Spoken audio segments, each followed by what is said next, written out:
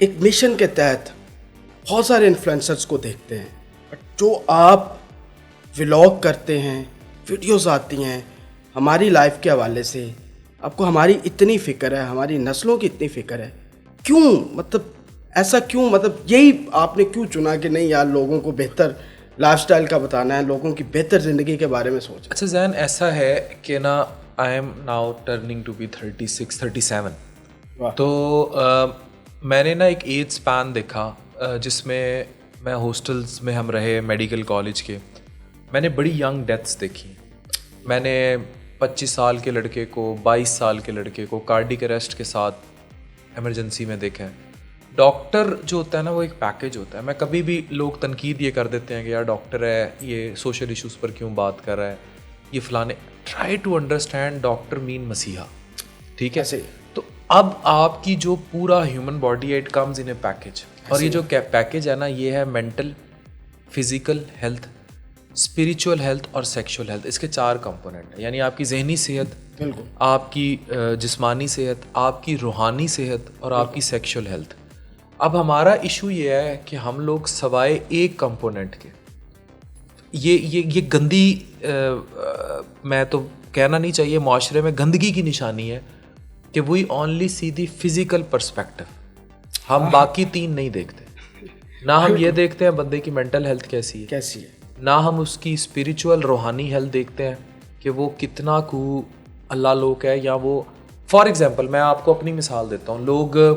लोग अगर मोस्टली इतने लोग यूथ इंस्पायर करती है, लेकिन अगर मुझे कोई लोग कहेंगे ना, मुझे कहेंगे डॉक्टर अफान शर्ट कब बदल रहे हैं आप, यही पैंट कोट पहन लेता है, ढीला पैंट कोट पहन लेता है, पैंट इसकी ढीली है, कोट ऐसे है।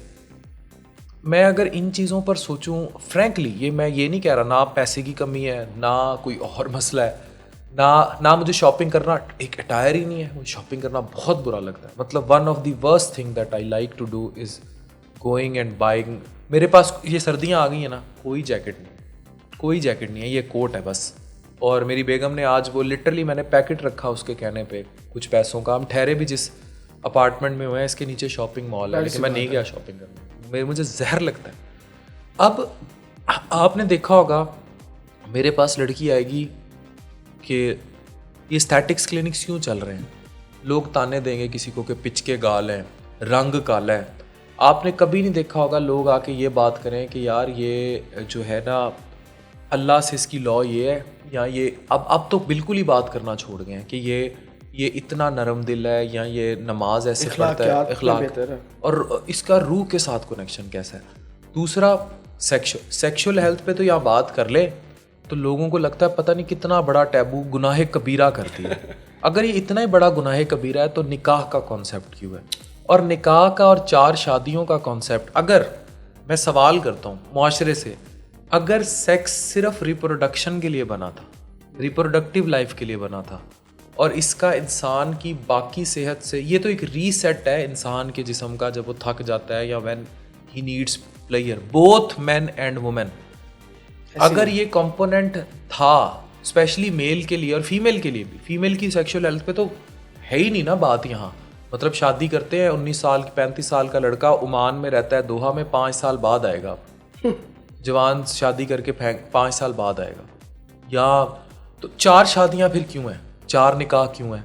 और अगर सेक्सुअल सिर्फ रिप्रोडक्शन तक महदूद है तो क्यों अज़दवाजी हकूक़ पर इस्लाम में इतनी ज़्यादा जोर दिया गया? बहुत ज़्यादा जोर कि इज़दवाजी हकूक़ पूरे करें। और औरत खुला लेती है इस बात पे अगर इज़दवाजी हकूक़ को पूरे ना करे। तो इट मीन्स कि आप बात करते हैं सिर्फ रिप्रोडक्शन की, यू ओनली टॉक अबाउट बच्चे पैदा करना है। वलीमे वाले दिन पूछ रहे होते हैं खुशखबरी कब आ रही है। मतलब it's so personal and it's so, मतलब they can plan child after 2 years, they can enjoy their life as a couple together for 2 years, और इसमें कोई वेस्टर्नाइजेशन भी नहीं है। लेकिन अब इशू ये है कि हम सेक्सुअल हेल्थ को नहीं देखते, तो ये कंपोनेंट भी गया।